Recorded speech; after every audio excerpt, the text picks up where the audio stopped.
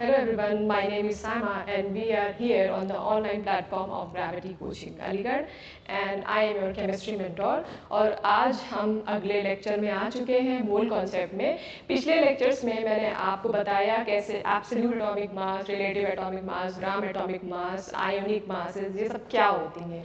अब उसके बाद मैंने आपको मोल का थोड़ा बहुत डिस्क्रिप्शन दिया था और मोल्स हम कैसे निकालें अगर हमें कुछ पर्टिकुलर एंटिटीज़ दिए हैं तो वो भी मैंने आपको बताया था। अब आज हम थोड़े से मोल के बारे में और पढ़ेंगे और उससे रिलेटेड कुछ क्वेश्चंस देखेंगे, ठीक है। तो आपको मेरे पीछे एक वाई मैप नज़र आ रहा होगा। वाई मैप क्या है? ये एक सिंपल तरीका है कि अगर हमें कुछ भी दिया हो, मोल या फिर मॉलिक्यूल्स या फिर वेट, तो हम दूसरे तक या फिर मोल्स तक कैसे पहुँचें। जैसे फॉर एग्जाम्पल आपको दिख रहा होगा कि बीच में यहाँ पे मोल लिखा हुआ है, यहाँ पे नंबर ऑफ मॉलिक्यूल्स, यहाँ पे वेट और यहाँ पे वॉल्यूम। अगर मेरे पास मोल्स है और मुझे वॉल्यूम तक पहुंचना है तो मैं पर्टिकुलर अमाउंट को 22.4 लीटर से मल्टीप्लाई कर दूंगी। यानी कि फॉर एग्जाम्पल अगर मुझे कहा गया है कि मेरे पास 2 मोल्स मीथेन गैस है और मुझसे बोला जाए कि अब तुम ये बताओ कि ये वॉल्यूम के टर्म्स में कितना होगा, तो आपको कुछ नहीं करना है। आपको डायरेक्टली यहाँ दिख रहा होगा, अगर आपको मोल से वॉल्यूम पे आना है तो 22.4 से आपको मल्टीप्लाई करना होगा। तो आप बोलोगे कि मैम 2 इंटू 22.4 लीटर्स, यानी कि 44.8 litre of methane gas is present, ठीक है। और वैसे ही अगर आपको वॉल्यूम दिया हो और अगर आपको मोल्स पे जाना हो तो आप पर्टिकुलर वॉल्यूम को 22.4 लीटर से डिवाइड कर दोगे।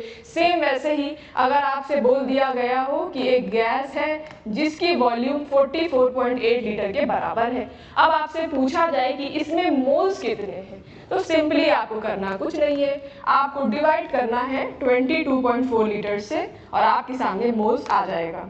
ये हो जाएगा 44.8 अपॉन 22.4, तो ये हो जाएगा 2 मोल्स, ठीक है। ये पॉइंट क्लियर हुआ। अब हम मोल से अगर number of molecules, number of atoms, number of ions, number of electrons, protons, वो सब अगर हमें पहुंचना है, लेकिन अभी हम सिर्फ बात करते हैं एटम्स की, मान लीजिए, ठीक है। तो मुझे कह दिया गया है कि 1 mole of a gas is present, now tell me that how many number of atoms would be there. तो आप 1 मोल से एटम्स पे जाना चाह रहे हो तो आप इनटू Na कर दोगे, यानी कि इनटू अवोगाड्रो नंबर कर दोगे। यहीं पे लिखते हैं इसको। अगर आपसे किसी ने बोल दिया कि 1 मोल गैस है और आप बताओ कि उसमें नंबर ऑफ एटम्स कितने हैं, तो आप बताओगे कि number of atoms is equal to 1 into Avogadro number. Avogadro number तो अब तक आपके जहन में बैठ गया हुआ, क्या है, 6.022 into 10 to the power 23 atoms होंगे, ठीक है। तो अगर आपको मोल्स से नंबर ऑफ एटम्स पे जाना है तो आपको सिंपली मल्टीप्लाई करना है, और अगर आपको एटम से वापस आना हुआ तो आपको डिवाइड करना होगा, जैसे आप मोल्स और वॉल्यूम के टर्म्स में कर रहे थे। सिंपली वही चीज़ यहाँ भी करनी है। तो ये बेसिकली एक आसान तरीका है, एक शॉर्ट तरीका है कि अगर आप, वैसे आप प्रैक्टिस के साथ सीख जाओगे, ये आपको याद रखने की जरूरत नहीं पड़ेगी। इसके बाद हम कुछ क्वेश्चंस करेंगे जो नीट और जेई लेवल के हैं, तो उससे आपको थोड़ा आइडिया मिलेगा, ठीक है। तो अगर मैं आपसे कह दूं कि मेरे पास 12.044 into 10 to the power 23 atoms हैं और मुझसे कहा जाए कि अब बताओ हाउ मेनी मोल्स, तो आपको करना कुछ नहीं। अब आप यहाँ से यहाँ आ रहे हो तो आप डिवाइड करोगे किससे, अवोगाड्रो नंबर से। ये हो जाएगा 6.022 इंटू 10 टू द पावर 23, तो ये कितने टाइम्स जाएगा, 2 टाइम्स जाएगा। तो आप बोलोगे कि मैम यहाँ पे 2 moles of that particular gas present है, ठीक है।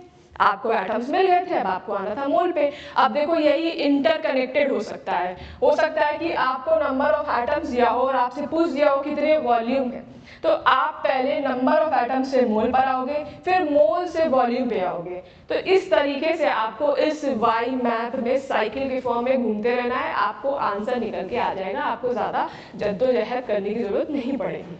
ठीक है, चलो अब उसके बाद अगला आपको दिख रहा होगा वेट। चलो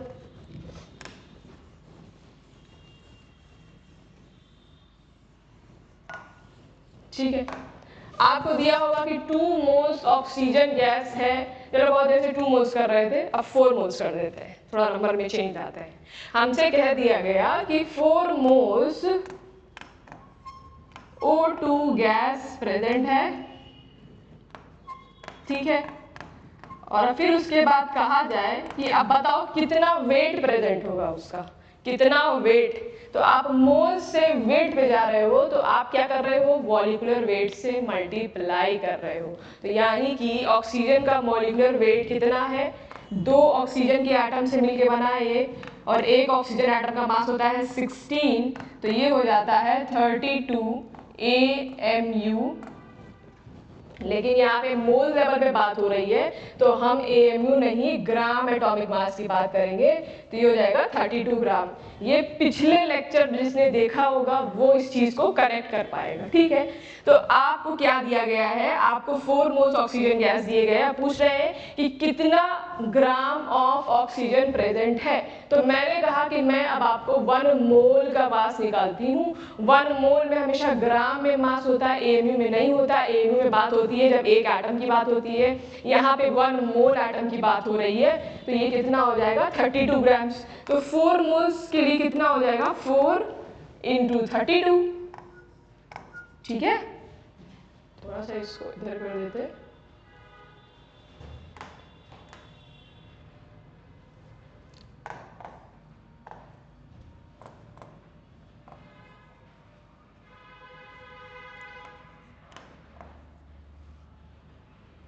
समझ आ रहा है आप लोगों को? ये हो जाएगा 128 ग्राम्स। कितना, 128 ग्राम्स। तो आप इधर से उधर जाने के लिए यही साइकिल यूज करोगे और आपको हमेशा वैल्यूज मिलती हुई नजर आएंगी। अब मुझे वेट दिया होता, मुझसे कहता कि अब मोल्स बताओ, तो भी हम कर लेते, एग्जाम्पल ले लेते हैं। आपसे एग्जाम्पल मान लीजिए कि 16 ग्राम मीथेन गैस, क्या लिख दिया मैंने, 16 ग्राम methane gas is how many moles, is how many moles। ये सब प्रैक्टिस है बेटा, देखिए इसको आप करिए ताकि इसके बाद जो मैं क्वेश्चन दूं वो आप वीडियो को पॉज करके पहले सॉल्व करिएगा, फिर वीडियो को प्ले करिएगा। ठीक है, तो अब आपके सामने 16 ग्राम्स ऑफ मीथेन गैस है और हमसे पूछा जा रहा है कितने मोल्स है। तो पहले तो आप मॉलिक्यूलर मास निकालिए। ठीक है, मॉलिक्यूलर मास मीथेन का कितना होगा, 12 होगा कार्बन का और हाइड्रोजन का हो जाएगा 4 × 1, तो ये हो जाएगा 16 ग्राम्स। ठीक है, ये हो जाएगा 16 ग्राम्स। अब आपको मोल्स निकालने हैं तो आप डिवाइड करोगे ना मॉलिक्यूलर वेट से, तो ये हो जाएगा 16/16 = 1। हो गया आपके सामने मोल्स निकल कर आ गए। तो इस तरह से हमें वाई मैप को यूज करना है। इसको नोट कर लीजिए, जो मैंने इससे रिलेटेड एग्जांपल्स दिए थे उसको भी नोट करिएगा, क्योंकि यहाँ से वो हट गए तो वीडियो में पीछे जाइए और सबको नोट करिए एक एक पर्टिकुलर चीज के पास, ताकि आपको समझ में आए कि ये करना कैसे है। चलिए, अब इसके बाद हम प्रैक्टिस करेंगे कुछ क्वेश्चंस की, ताकि आपको और आपका विजन क्लियर हो कि कैसे मोल्स, मास, वॉल्यूम सब कैसे रिलेटेड है एक दूसरे से। ठीक है, चलिए पहला क्वेश्चन यहाँ पे दिया हुआ है 68 grams of ammonia. 68 grams of ammonia दिया हुआ और आपसे पूछ रहा है कि ये कितने मोल्स होंगे। ये कितने मोल्स होंगे। तो वीडियो को पॉज करिए और पहले खुद से ट्राई करिए, उसके बाद हम लोग आगे बढ़ेंगे, ठीक है। चलिए मैं सॉल्व कर रही हूँ। आई होप सो कि आपने वीडियो को पॉज किया होगा। आपको मोलर मास इजीली दे दिया है 17 ग्राम, ठीक है। 17 ग्राम्स आपको दे दिया गया है मोलर मास। आपसे पूछ रहा है मोल्स कितने होंगे। तो अब बताओ, पीछे आओ वापस यहाँ पे। वेट था, मोल्स तक आने का तरीका क्या था, मॉलिक्यूलर वेट से डिवाइड कर दो जो भी गिवन वेट है। तो यहाँ पे जो भी गिवन वेट कितना है, गिवन वेट कितना है आपका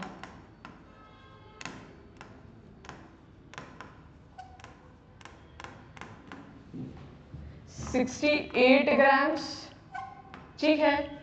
और मोलर मास कितना है या मोलर वेट, सब बात एक ही चीज है, कितना है 17 ग्राम्स।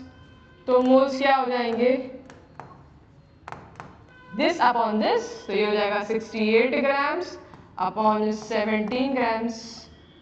तो ये आ जाएगा अराउंड 4, अराउंड क्या 4 ही आएगा। तो 4 moles of ammonia gas is present। समझ में आया, वेट दिया हुआ था, मोलर मास दिया हुआ था, उससे आपको मोल से पहुंचना था, कुछ नहीं किया आपने, सिंपली डिवाइड किया। एक एप्लीकेशन ऑफ वाई मैप आपके सामने, ठीक है। इसको कॉपी कर लीजिए। अब अगले क्वेश्चन पे पहुंचते हैं। अगला क्वेश्चन मॉलिक्यूल्स दिया हुआ है। मॉलिक्यूल्स कितने molecules, 18.066 into 10 to the power 23 molecules of carbon dioxide आपको दिया हुआ है। और आपसे पूछ रहा होगा कि हाउ मेनी मोल्स। ये क्वेश्चन यहाँ लिखा नहीं है, पर क्वेश्चन यही होगा,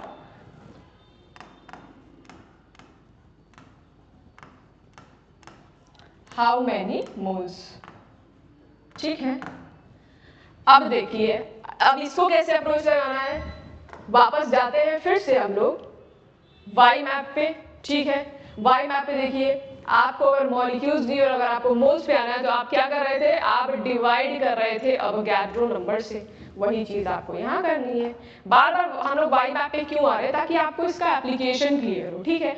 अभी कुछ टाइम बाद आपको इसकी जरूरत नहीं पड़ेगी। तो हमें क्या करना होगा, अगर हम मोल्स पर आएंगे, अगर हम मोल्स पर आए तो जो भी आपको नंबर ऑफ मॉलिक्यूल्स दिए गए हैं, जो भी आपको नंबर ऑफ मॉलिक्यूल्स दिए गए हैं, पाई अवोगाड्रो नंबर, वो होगा 6.022 इंटू 10 टू द पावर 23।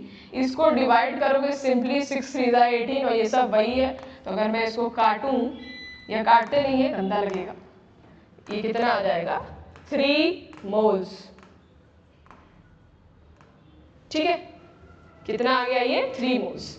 बहुत इजी है, इसी से रिलेटेड क्वेश्चंस आते हैं, बल्कि कई दफा होता है ऐसा ही क्वेश्चन आ जाता है आपके जेईई मेंस में या फिर नीट में और बोर्ड्स में भी, सब में ये चीजें आती हैं। तो ये बहुत बेसिक है, बहुत स्कोरिंग चीज है। अगर आप एक बार समझ गए तो ये आपके लिए बहुत बड़ी बात नहीं होगी, बहुत इजीली आप कर लोगे, ठीक है।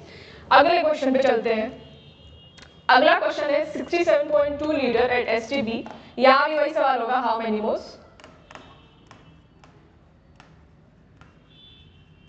हाउ मेनी मोल्स, ठीक है। चलो वापस से आते हैं इसी पे, वाई मैप पे।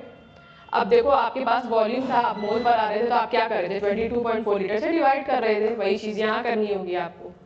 जब आप मोल्स निकालोगे, या फिर आप, मैं वाई मैप का हिस्सा यहाँ लिख देती हूँ कि जब आपको वॉल्यूम दिया हो और आप मोल्स पर जब जा रहे थे, तो उस वॉल्यूम को आप क्या कर रहे थे, 22.4 लीटर एसटीपी लिखा है। STP लिखा है तो 22.4 लीटर लेंगे क्योंकि यहाँ पे प्रेशर 1 एटमॉस्फेयर होगा। अगर यही NTP लिखा होता तो प्रेशर 1 बार मान रही होती और आपकी NCERT कहती है कि अगर NTP लिखा होगा तो वॉल्यूम 22.4 लीटर नहीं होके क्या हो जाएगा 22.7 लीटर्स। लेकिन अगर कुछ भी मेंशन नहीं है तो हम यही समझते हैं कि STP की बात हो रही है, ठीक है, STP की बात हो रही है। तो अब क्या करना है आपको, वॉल्यूम क्या दिया हुआ है 67.2 लीटर्स, आपको इसको डिवाइड करना है 22.4 लीटर से, आपका वॉल्यूम आ जाएगा निकल कर, ठीक है। आप लोग वीडियो को पॉज करके इसको करिएगा, ठीक है। ये आ जाएगा 3 मोल्स। ओके, ये भी इजी बहुत क्वेश्चन था, अभी बहुत इजी क्वेश्चन है, इससे बहुत हाई लेवल के क्वेश्चन आपको आगे मिलेंगे जो मैं प्रैक्टिस भी करवाऊंगी और उसके अलावा जो मैंने आपको बुक्स रिकमेंड किए हैं जिसमें ग्रेविटी का मॉड्यूल सबसे पहले आता है, उसके अलावा फिजिकल केमिस्ट्री के लिए आप N अवस्थी ले सकते हो, बेस्ट बुक है वो फिजिकल केमिस्ट्री की, उसमें हर लेवल के क्वेश्चन है, ठीक है। चलिए नेक्स्ट क्वेश्चन पे आते हैं। ये क्वेश्चन थोड़ा बड़ा लग रहा है, ठीक है, आइए देखते हैं क्या लिखा है। क्वेश्चन कह रहा है कि a sample of sodium has a mass of 46 grams, ठीक है। What is the mass of same number of calcium atoms as sodium atoms present in sodium, ठीक है। सवाल क्या कह रहा है, सवाल ने आपको एक पर्टिकुलर अमाउंट ऑफ मास दे दिया और आपसे पूछ रहा है कि इतने ही number of atoms same present होंगे कैल्शियम में जितने सोडियम में। तो पहले तो आपको ये करना होगा कि पहले तो आप निकालो कि कितने एटम्स इस सोडियम में प्रेजेंट है, ठीक है। देखो पहला स्टेप क्या होगा कि हम एटम्स ऑफ सोडियम निकाले, तो तब तो हम पता करेंगे ना कि कितने कैल्शियम में एटम्स हैं, ठीक है। तो इसके लिए क्या करना होगा, पहले हमें 46 ग्राम्स दिया हुआ है, एटॉमिक मास जो है सोडियम का वो होता है 23 ग्राम्स। देखिए आप मासेस तो याद रखिए, पीरियोडिक टेबल खोलिए, उसमें सबके मासेस दिए हुए हैं। इवन तो एग्जाम्स में कभी मास दे दिया जाता है, कभी नहीं दिया जाता है, तो ये बहुत ही ब्लंट मिस्टेक होगा अगर आप नहीं याद रखोगे मासेस तो, ठीक है। तो 23 ग्राम्स होता है सोडियम का मास। अब पहले मैं इसके मोल्स निकाल दूं। मोल्स में मैं देखो मैंने तुमसे उस टाइम भी कहा था कि अगर मुझे जाना हो, अगर मुझे किसी भी रास्ते पे जाना हो तो पहले मुझे मोल पे आना ही पड़ेगा। मोल जो है एक जंक्शन है बीच का, तो आपको उस जंक्शन पे आना ही पड़ेगा, तभी आप दूसरी जगह की ट्रेन पकड़ पाओगे। अभी आपको वेट दिया हुआ है तो पहले आप मोल पे आओगे, फिर मोल से मॉलिक्यूल्स या एटम्स पे जाओगे, ठीक है। हम लोग कहाँ है, यहाँ पे हम। चलिए तो मोल्स क्या हो जाएगा, मोल्स सीधे 46 ग्राम्स अपॉन 23 ग्राम्स, तो ये हो जाएगा 2 मोल्स। चलो जी, पहला स्टेप तो हमारा ये हो गया, ठीक है। एटम्स ऑफ सोडियम हम निकालना है, उसमें पहला स्टेप है कि हमें मोल्स पता करने थे। यहाँ पे आप लिख लीजिएगा ताकि एक एक स्टेप आपको क्लियर हो। पहले हम कैसे करेंगे, पहले हम मोल्स निकालेंगे, पहला स्टेप हमारा होगा मोल्स निकालने का। अब दूसरा स्टेप होगा कि हम मोल्स से एटम पे जाएं, moles to number of atoms, ठीक है। चलिए मोल से एटम पे आने का तरीका क्या था, मोल से एटम पे आने का तरीका क्या था, मोल से एटम्स पे आने का तरीका ये था कि आप अवोगाड्रो नंबर से मल्टीप्लाई कर दे रहे थे। वही चीज आप यहाँ करोगे, आपको दिए गए हैं 2 मोल्स और आप इसको अवोगाड्रो नंबर से मल्टीप्लाई कर दोगे, ठीक है। क्या करोगे, इसको अवोगाड्रो नंबर से मल्टीप्लाई कर दोगे, तो ये हो जाएगा 2Na एटम्स। चलो ये हो गया, ओके। अब हमसे कह रहा है कि इतने ही एटम्स ऑफ कैल्शियम का वेट कितना होगा, ठीक है। इतने ही एटम्स ऑफ कैल्शियम का वेट कितना होगा, थोड़ा इसको स्क्रॉल कर रहे हैं, आप समझ जाइएगा, ठीक है।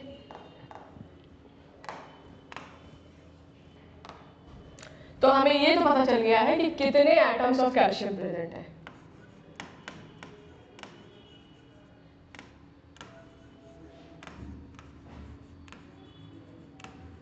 एटम्स ऑफ कैल्शियम कितने प्रेजेंट हैं, 2Na। अब पूछ रहा है कि इतने ही कैल्शियम के एटम्स का मास कितना होगा, इतने ही कैल्शियम एटम्स का मास कितना होगा। ठीक है, चलो अब इतना जानिए कि एक Na एटम्स यानी कि 1 मोल एटम्स ऑफ कैल्शियम का वेट कितना होता है, वो एटॉमिक वेट होगा। ठीक है, तो यानी कि 1 मोल या फिर Na atoms of calcium weight कितना होता है, 20 ग्राम्स। इतना 20 ग्राम्स, तो 2Na का कितना हो जाएगा, 2Na का कितना हो जाएगा, सीधे उसको उधर मल्टीप्लाई करना होगा और कुछ नहीं, ये हो जाएगा 2Na एटम्स, ये हो जाएगा 2Na अपॉन में Na और मास एक का तो पता ही है आपको 40, तो ये गया, तो ये कितना हो जाएगा 80 ग्राम्स। क्वेश्चन बहुत इजी था पर थोड़ा सा लंबा पाथवे था इसका, तो आप समझ नहीं पा रहे होगे या फिर आपको थोड़ा सा डाउट आ रहा होगा कि ये कैसे हुआ है। तो एक बार इसको फिर से देखते हैं, क्वेश्चन को फिर से पढ़ते हैं और फिर से देखते हैं कैसे क्या हुआ। क्वेश्चन कह रहा था कि sample of sodium has a mass of 46 ग्राम। एक सैंपल दिया सोडियम का, उसका मास 46 ग्राम निकल के आ रहा था। फिर पूछा कि what is the mass of the same number of calcium atoms as sodium atoms present in sodium. तो आपसे ये पूछ रहा है, देखिए ये एनएमएससी का सवाल है, ये आपसे ये पूछ रहा है, इंपॉर्टेंट अच्छा क्वेश्चन है ये, हो सकता है ऐसा कोई क्वेश्चन आ जाए आपकी किसी एंट्रेंस एग्जाम में। तो आपसे पूछ रहा है कि the same number of calcium atoms as sodium atoms present in sodium. तो पहले तो हमें सोडियम में एटम्स निकालने होंगे, क्योंकि एटम्स जो है या मोल्स जो है वो सारी चीज़ों के लिए, सारे एलिमेंट्स के लिए सेम है। मैंने आपको बताया था कि ये independent of nature of element है, उस टाइम मैंने लिखवाया था ये बात, तो ये बात आपको हमेशा याद रखनी है। ठीक है, तो पहले तो एटॉमिक मास बताया आपको सोडियम का। ठीक है, उससे हमने मोल्स निकाले तो 2 मोल्स आया। 2 मोल्स जब हम गए एटम्स पे तो हमें पता चला कि 2 Na एटम्स हैं, किसके, सोडियम के। अब हमें पता चल गया कि ओके इतने ही एटम्स किसके होंगे, कैल्शियम के।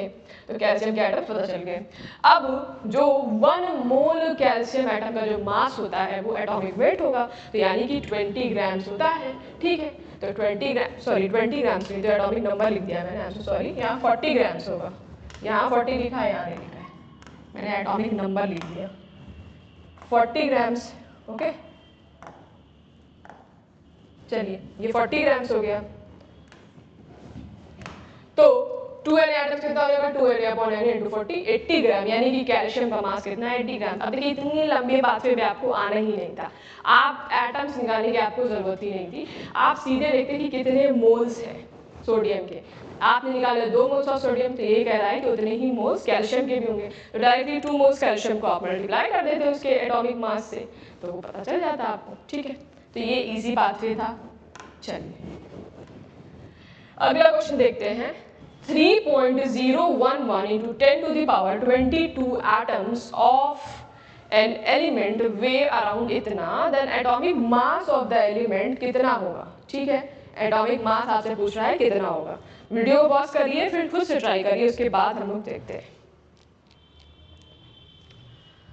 चलिए आई होप सो आपने वीडियो को पॉज कर लिया होगा, सिंपल यूनिटरी मेथड लगेगा। पहले तो यहाँ पे ये लिखिए कि ये कह रहा है कि 3.011 into 10 to the power 22 atoms कितना वे कर रहा है, 1.15 ग्राम्स।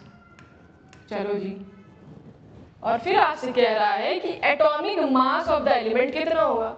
अरे भाई वही बात आ गई बार बार कि एटॉमिक मास होता क्या है, Na एटम्स के बराबर जो भी मास होगा वही एटॉमिक मास हो जाएगा। तो आपको यहाँ पे क्या लिखना होगा, 6.022 into 10 to the power 23 atoms का मास कितना होगा, यही आपसे पूछा गया है। करना कुछ नहीं है, आपको यूनिटरी मेथड लगाना होगा। क्लास 8 में पढ़ा होगा, नहीं पढ़ा होगा तो बस इतना समझ जाइए, क्रॉस मल्टीप्लिकेशन होता है। इसको मैं मान लेती हूँ x। अब देखते हैं 3.011 into 10 to the power 22 into x is equal to, ये दोनों मल्टीप्लाई करेंगे तो ये हो जाएगा 6.022 into 10 to the power 23 into 1.15। Okay, अब x को ये ले लेते हैं, ये चीज़ डिनोमिनेटर में आएगी। देखिए मैं बेसिक मैथ से आपको लेके चल रही हूँ, ये बेसिक मैथ से ये सबको आती होगी। स्टिल मैं ये बता रही हूँ कि अगर किसी को किसी भी सब्जेक्ट में प्रॉब्लम है, फिजिक्स हो गया, केमिस्ट्री हो गया, बायो हो गया, तो आपको हर चीज़ इस प्लेटफॉर्म पे बिल्कुल बेसिक से मिलेगी, तो आपको कभी इस चीज़ के लिए परेशान नहीं होना पड़ेगा। ठीक है, चलो तो ये चीज़ नीचे आ जाएगी, ये हो जाएगा 6.022 इंटू 10⁻23 इंटू 1.15 अपॉन 3.011 इंटू 10⁻22। ठीक है, चलो ये 22 है, ये 23 है, तो ये पूरा कटेगा और ये पावर कट के 10 बच जाएगा। ओके, और ये 3.011 ये 2 टाइम्स जाएगा, तो हमारे पास क्या बचेगा 2 इंटू 10 इंटू 1.15, ये कितना आएगा निकल के, ये आएगा 23 ग्राम्स के अराउंड। चलो ठीक है, ये कितना आएगा 23 ग्राम्स, कितना आ रहा है 23 ग्राम्स। तो क्या आप ये बता सकते हो कि ये कौन से एलिमेंट की बात हो रही थी, बताओ। इससे पहले क्वेश्चन कराया मैंने सोडियम का, उसका मास मैंने लिया 23। तो देखो कितना बेसिक और कितना अच्छा सवाल है ये भी आपके अच्छे बुक का ही सवाल है। तो कुछ करना नहीं है, आपको एटम दिया, आपको कुछ मास दिया, आपसे एटॉमिक मास पूछेगा, तो ऐसी अप्रोच लगानी है, ईजी अप्रोचेज है ये तो। ठीक है, चलिए अब देखो यहाँ पे क्या आ गया, एनटीपी। क्या लिखा है यहाँ पे, how many moles are present in 44.4 litre of methane at NTP. NTP मैंने आपको बार बार बताया है कि एनटीपी कितना होता है, वॉल्यूम एनटीपी पे कितनी होती है 22.7 लीटर्स।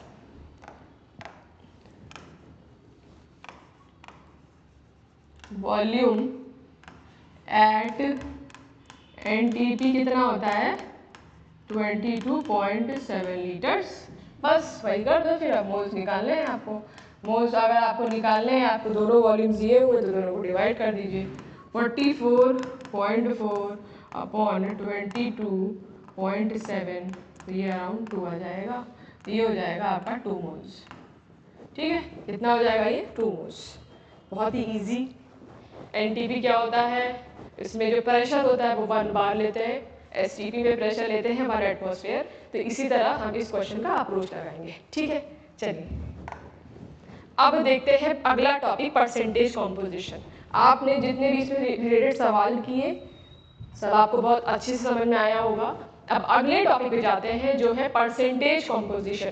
परसेंटेज कॉम्पोजिशन क्या कहता है कि ये सिंपल सा आपने 10th 8th 9th हर क्लास से पढ़ा होगा, लेकिन ये आपको बहुत जगह दिखेगा, इसमें बल्कि बहुत सारे क्वेश्चंस भी आए हुए हैं। तो परसेंटेज कॉम्पोजिशन एक तरीका है कि आपसे पूछ लेता है कि कोई एक पर्टिकुलर एलिमेंट है, इसका कितना परसेंटेज है इस पर्टिकुलर कंपाउंड में, बस और कुछ बात नहीं होती है। ठीक है, तो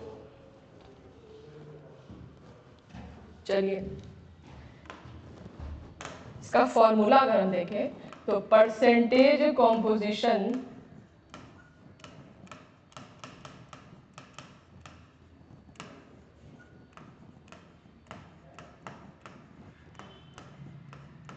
किसी एक एलिमेंट का अगर बोल दिया गया है कि आपसे परसेंटेज कॉम्पोजिशन, तो पहले क्या करोगे आप, नंबर ऑफ एटम्स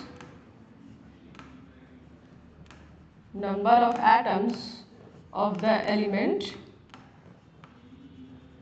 कितने एटम्स प्रेजेंट हैं उस एलिमेंट में, मल्टीप्लाई कर दोगे उसके मास से। क्या करोगे, उसके मास से आप उसको मल्टीप्लाई कर दोगे, तो यानी कि आप उसको मल्टीप्लाई करोगे atomic weight of the element. ठीक है, और डिवाइड कर दोगे इसको टोटल मास से। क्या करोगे, इसको डिवाइड करोगे टोटल मास या टोटल वेट ऑफ कंपाउंड। ठीक है, क्या है परसेंटेज कॉम्पोजिशन, परसेंटेज कॉम्पोजिशन एक तरह का परसेंट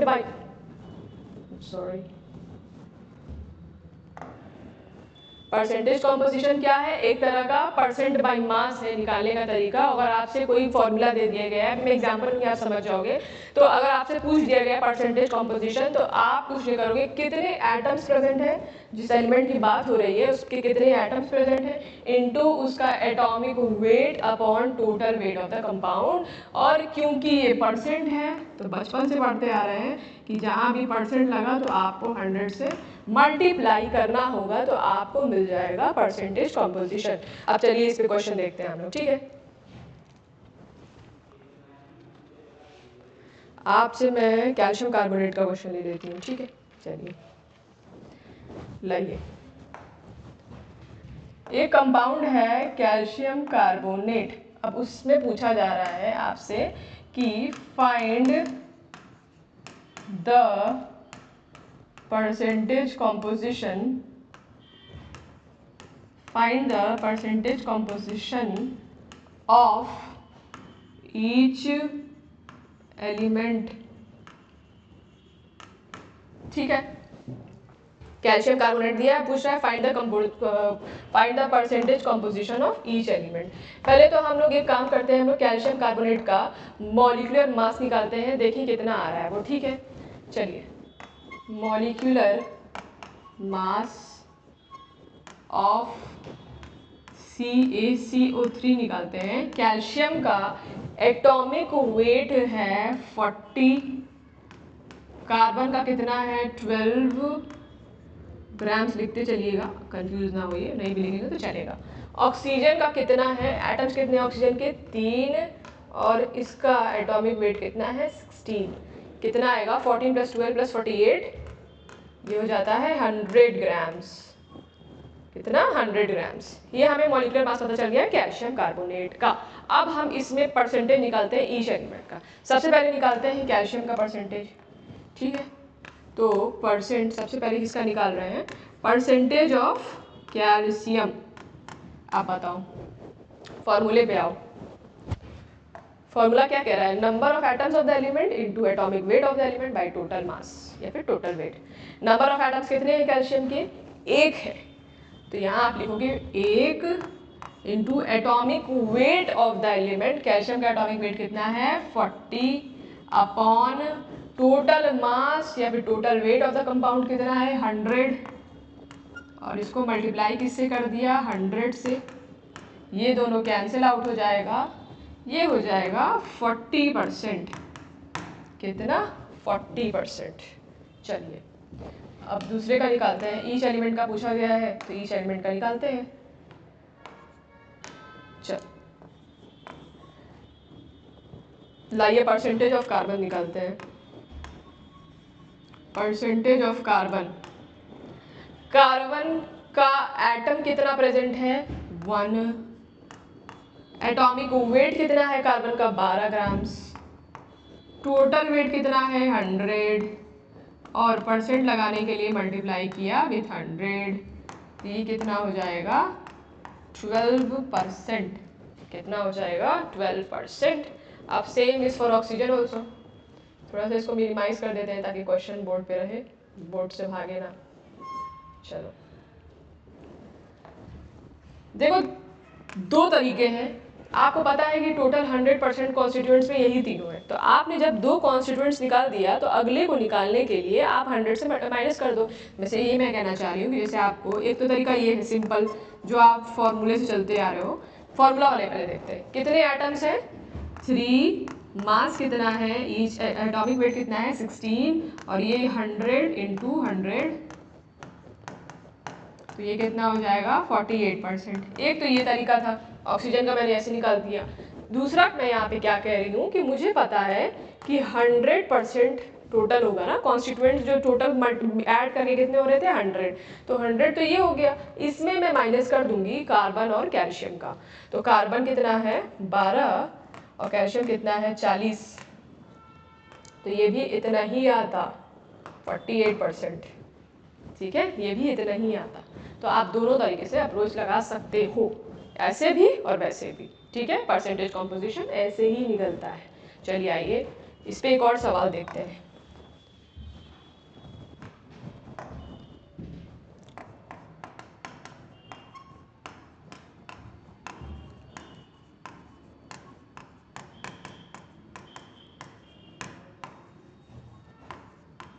ये आप वीडियो को पॉज करके करिएगा। चलो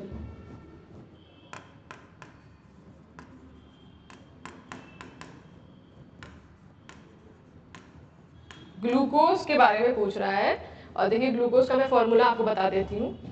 फॉर्मूला है इसका C6H12O6। ग्लूकोज के ईच एलिमेंट का परसेंटेज कॉम्पोजिशन पूछ रहा है। वीडियो को पॉज कर लीजिए या फिर थोड़ा सा वेट करिए, मैं वेट करती हूँ, आप लोग करिए, ठीक है। चलिए, आई होप सो आपने वीडियो को पॉज किया होगा। पहले तो इसका हम मोलर मास निकालेंगे। मोलर मास कितना होगा बताओ। कार्बन का एटॉमिक वेट कितना होता है 12 ग्राम्स। कितना होता है 12 ग्राम्स। और कितने एटम्स हैं 6, तो 6 इंटू 12 ग्राम्स प्लस हाइड्रोजन के कितने एटम्स हैं 12, और उसका मास कितना होता है 1 ग्राम्स, प्लस ऑक्सीजन के कितने एटम्स हैं 6, और मास कितना होता है 16 ग्राम्स। ये हो जाएगा 72 12, ये देखिए ये आएगा 180 ग्राम्स। कितना आएगा ये 180 ग्राम्स आएगा इसका मास। किसका ग्लूकोज का एटॉमिक मॉलिक्यूलर मास आएगा 180 ग्राम्स। अब हम लोग परसेंटेज ऑफ कार्बन निकालते हैं। परसेंटेज ऑफ कार्बन, चलिए मैंने आपको बताया है नंबर ऑफ एटम्स, कितने एटम्स है कार्बन के 6, और उसका एटॉमिक वेट कितना है 12 अपॉन 180 ग्राम्स पूरे का मास है, इनटू हमें 100 करना है, ठीक है। इसको मल्टीप्लाई करके लिख लेते हैं ना हम लोग। 72 होगा ये ना, ये हो जाएगा 72। चल ये हो जाएगा 72। ये हो जाएगा, इस तरीके से आप परसेंटेज ऑफ कार्बन निकालोगे, ओके। और परसेंटेज ऑफ हाइड्रोजन निकालने के लिए क्या करेंगे ये आप सॉल्व कर लीजिएगा। परसेंटेज ऑफ हाइड्रोजन कैसे निकलेगा, 12 एटम्स हैं, 12 एटम्स हैं, मास कितना है 1 अपॉन 180 इंटू 100%, ये निकल आएगा। ये आप समझ रहे हो ना 72 कैसे आया। नहीं समझ में आ रहा है तो सीधे लिख लीजिए जो यहाँ लिखा हुआ है 6 इंटू 12, ताकि कोई कंफ्यूजन ना रहे। परसेंटेज ऑफ ऑक्सीजन कितना आएगा, जैसे इन दोनों का आया, या तो 100 से माइनस कर लेंगे या फिर डायरेक्ट ऐसे लिख लेंगे, तो ये हो जाएगा 6 इंटू 16 अपॉन 180 इंटू 100। चलिए, तो ये जो है तरीका है परसेंटेज कॉम्पोजिशन निकालने का, बहुत ही इजी तरीका है, और आप इन लोगों को सबको सॉल्व कर लीजिएगा या फिर मैं कर दूं, बताइए। लाइस को करते हैं। देखिए ये अराउंड 40 आता है, ठीक है, ये 53.3 के आसपास आता है, और इसको आप कर लीजिएगा अपने हिसाब से, लेकिन ये 6.67 आएगा क्योंकि डेसिमल में आता है ये। चलो ठीक है, 46.67 और 53.3।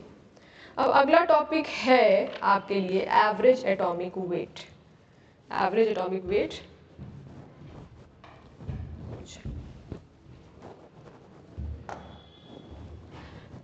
अगला टॉपिक है एवरेज एटॉमिक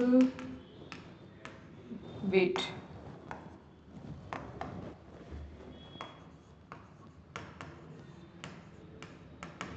क्या है एवरेज एटॉमिक वेट, ये है क्या चीज़। देखिए आपको मैंने आइसोटोप्स के बारे में बताया कि कोई एक चीज़ जब दो फॉर्म्स में एग्जिस्ट करती है, यानी कि कार्बन हो गया नाइट्रोजन हो गया, ये सिर्फ कार्बन 12 के फॉर्म में नहीं एग्जिस्ट करता है, कार्बन 14 13 भी उसके फॉर्म से, ठीक है। उसके अलावा और कोई एलिमेंट हो गया, उसके भी अलग अलग फॉर्म्स होते हैं, ठीक है। तो उन्हीं को हम लोग आइसोटोप्स कहते हैं, यानी कि ये सेम एलिमेंट्स के एटम्स होते हैं, लेकिन इनका जो मास नंबर होता है वो डिफरेंट होता है। तो पहले तो आप यहाँ पे लिख लीजिए कि आइसोटोप क्या है, तभी आपको समझ में आएगा कि ये बात किसकी हो रही है।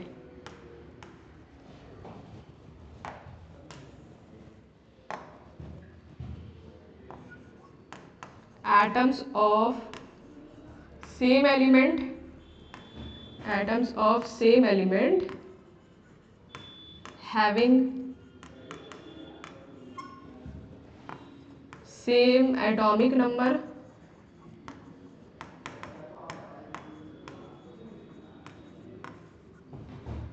बट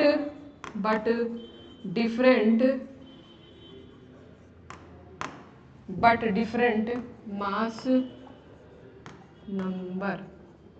ठीक है, चलिए सही है, आइसोटोप ये होता है। अब हम लोग ऐसा करते क्यों हैं? देखिए, हमेशा हमें पढ़ने लिखने के लिए इजीनेस की ज़रूरत है। तो जैसे अब मैं कार्बन की बात आपसे कर रही थी, कार्बन के ना दो आइसोटोप्स हैं, एक दो क्या तीन होते हैं, मैं अभी आपसे यहाँ पे 6 और 14 की बात कर रही हूँ। कार्बन इस फॉर्म में भी एग्जिस्ट करता है और कार्बन इस फॉर्म में भी एग्जिस्ट करता है। अब जब मैं कहीं पे पढ़ने जा रही हूँ और मुझे नहीं पता है कि बात किस वाले की हो रही है, इसकी बात हो रही है कि इसकी बात हो रही है, क्योंकि कुछ अमाउंट इसका अबंडेंस होगा, कुछ अमाउंट इसका अबंडेंस होगा, ठीक है। तो इसीलिए ये बात आती है कि मैं एक एवरेज मास हमेशा लिखूं, ताकि ऐसा ना हो कि सिर्फ मैं 12 वाले का ही मास ले रही हूँ, ऐसा ना हो कि मैं सिर्फ 14 वाले का ही मास ले रही हूँ, मैं दोनों के मासेस का एवरेज निकाल के ले रही हूँ, ताकि मेरा जो कैलकुलेशन है एकदम प्रिसाइज आए। एक्यूरेट तो नहीं आ सकता है, प्रिसाइज आए, मतलब क्लोज टू रियल वैल्यू आए। तो इसीलिए हम लोग करते हैं, आइसोटोप्स के लिए हम लोग करते हैं। तरीका क्या होता है इसका, कि देखिए क्या होगा ना, कि आपको परसेंटेज अबंडेंस दे दिया गया रहेगा। आपको, मैं मानती हूँ कि कोई एक एलिमेंट है, उसके कुछ आइसोटोप्स है, मान लीजिए 2 आइसोटोप्स है, ठीक है, आइसोटोप 1 है ये, और ये आइसोटोप 2 है। अब आइसोटोप 1 नेचर में कुछ परसेंटेज में पाया जा रहा होगा, ठीक तरह आइसोटोप 2 जो है वो भी नेचर में किसी अमाउंट में पाया जा रहा होगा, कुछ उसकी परसेंटेज होगी। तो यहाँ हम लिख देंगे परसेंटेज एबंडेंस, इसको थोड़ा सा ऊपर कर देते हैं।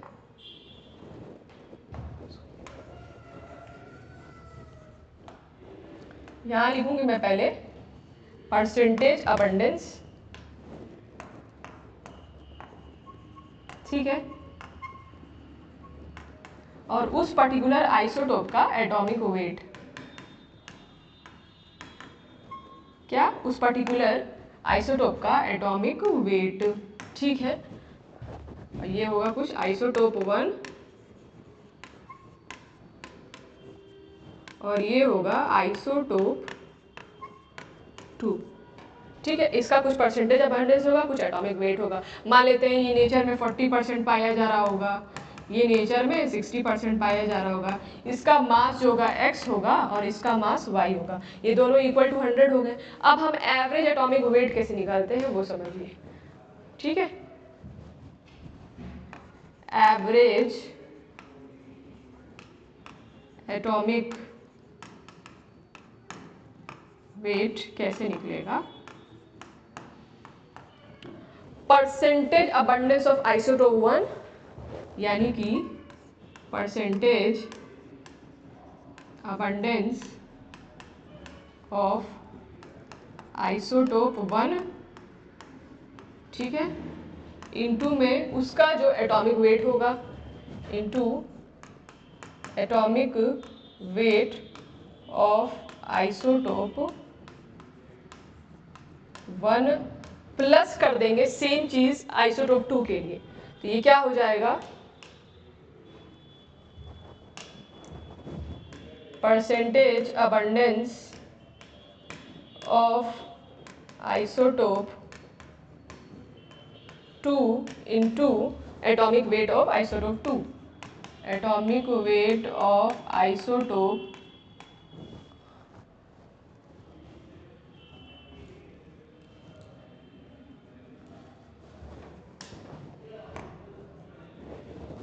इसको थोड़ा सा प्रिसाइज करके लिखते हैं, बहुत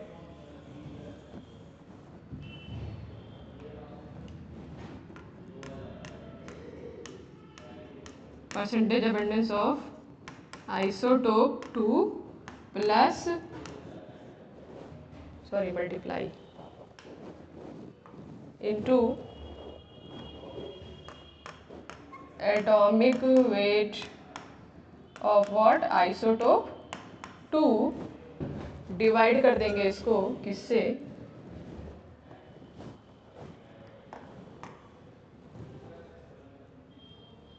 को डिवाइड करते हैं हम लोग 100 से, किससे, 100 से डिवाइड हो जाता है ये 100 से। यही तरीका होता है एवरेज एटॉमिक मास निकालने का, ठीक है। डिवाइड करते हैं 100 से। एक क्वेश्चन लेते हैं, फिर आप ये क्वेश्चन आप समझ जाओगे कि निकल कैसे रहा है। ठीक है, मैं आपके सामने क्वेश्चन लिखती हूँ, 1 मिनट। चलो, आपसे कह दिया गया है कि क्लोरीन की बात हो रही है। ठीक है, क्लोरीन की बात हो रही है। यहाँ लिखते हैं क्लोरीन का कुछ परसेंटेज अबेंडेंस दिया है।